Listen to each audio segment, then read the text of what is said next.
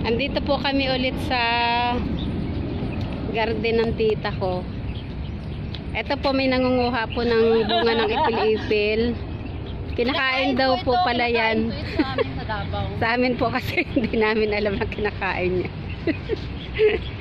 Anong lasa niya? Sarap ito. Ah, talaga. Parang mani. Matabi ang ano siya.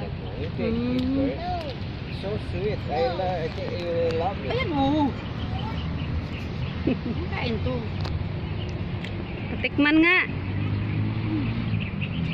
Sarap ito, parang ano. Finish na yan. Ano nga yan? Gusto namin ito na, nag-aagawan pa nga kami. Eh, talaga. Alam nga ni nanay na kinakain, no? Ano tita? Green siya. Ano siya? Masarap. Oh, Isang tayo taon? na. Sandahon. Oo. Lasang dahon. Wala tayo pang... Lasang dahon nga. Palaman eh. Daddy, kinakain namin to. O, dito.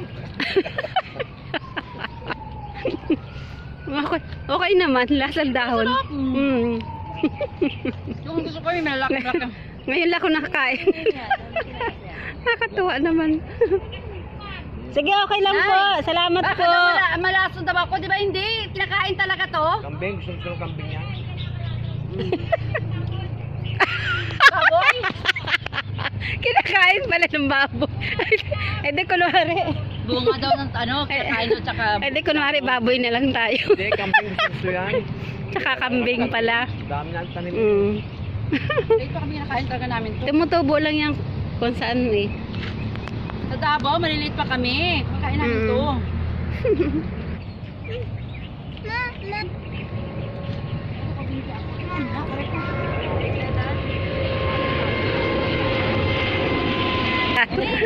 Lagi pong may dumadaan ditong mga eroplano.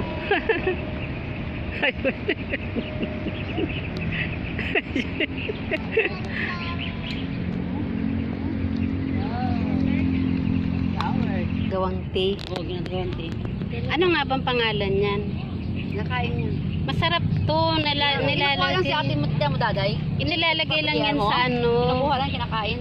Nilalagay lang yan siya sa mainit na tubig tapos konting asukal lang. Hindi, di ba ito may parang orange sa loob? Wala. Hindi po. Ano ba Tita, ano nga pong tawag dito? Ah, di ba? Ginagawa itong tsaa? Kulungan ng aming mga ano, aso. Ganda ng kulungan nyo, tita ah. Kulungan na aso. Ang ganda naman ng mga flower ni Yana. Pajama. Mga flowers niya, ang dami oh. Ano ko man ang... Pampatang. May papaya. Ang ganda rin ng kulay nitong pusa na to. Mingming! Hello! Lahat na lang, Mingming eh. Ay, wow!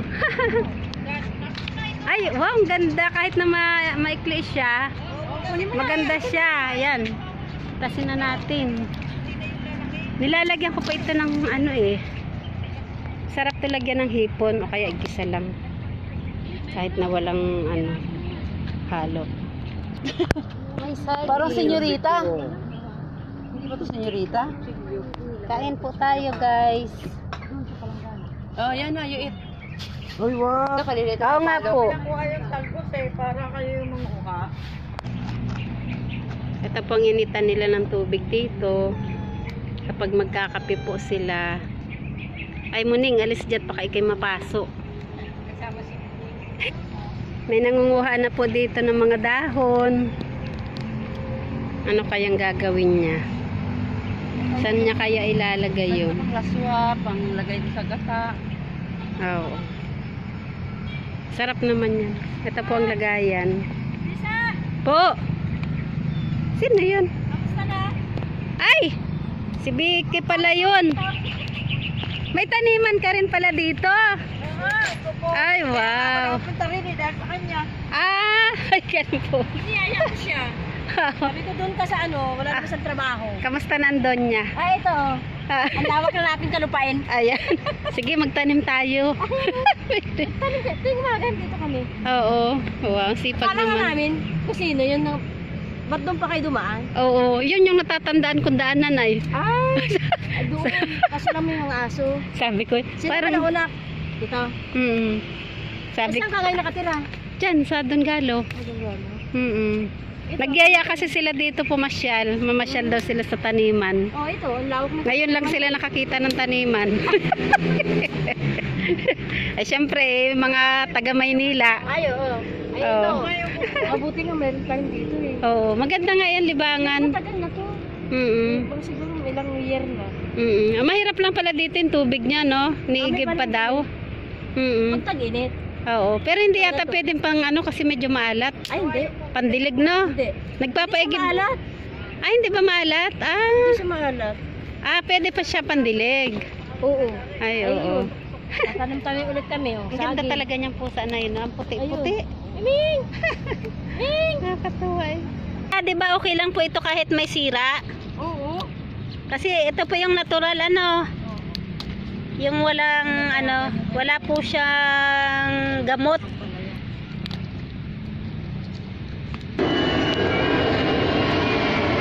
Ito po yun ang mga napanguha namin, mga dahon-dahon. May pechay, may talbos ng kamote, may saluyot, ayan. Po. Ito po ang kaibigan namin, si Vicky. Hello? Siya po yung Sister? isa po siya dito sa mga nagtatanim. Ito. Ayan po ang gawain nila kapag wala silang Araw-araw. trabaho. Nagtatanim-tanim po sila Para meron dito. magugulay. Kasi ang mahal ng mga gulay. Kaya nga. Sobra. Sa amin, 10 piso, ilang piraso lang. 5 lang yata. Ayan, Ito po si Ate Ellen. Nagtatanim din po siya dito. Ayan, may dala po siyang patola. Dito po pala sila kumukuha ng tubig. Pandilig po nila yan. Ito po. Ito po ang balon nila. Hindi ko makita yung ano. Umuulan kasi siya. Marami po Walang siyang ulan yan eh. tubig kaso madilim po. Hindi ko makita. Tabi-tabi po, Nuno. Nakikitingin lang po, nakikiusyusa lang po. Huwag po kayo magagalit. Yan. Ito ko para makita. Ayan po ang pangkuha nila ng tubig. Ayan. Ano po yan? High-tech? High-tech ko. Ayan na po, may tubig na. Ayan. Maganda at meron na kayong pandilig dito. Pinagtsagaan talaga ng asawa ko. Malalim. Malalim din siya, no? Siguro mga 3 tao. Tinatakpan mo para Kasi mga pusa. Baka tataihan. Ay, okay. Baka mahulog. Ay, sa Dalawang bagay. beses na po namatay yung 2 aso. Ay, nakawawa Ay, walang naman. takip. Oo. Oo, Ganun nahulog gagawin. pala. Oo. Kaya lagi nyo silang tatakpan. Oo, kasi para yung mga hayop Hindi mahulog dyan, mahulog. Ay, hindi namin alam kasi Oo. sa umaga lang kami nandito. Oo, kawawa din naman eh.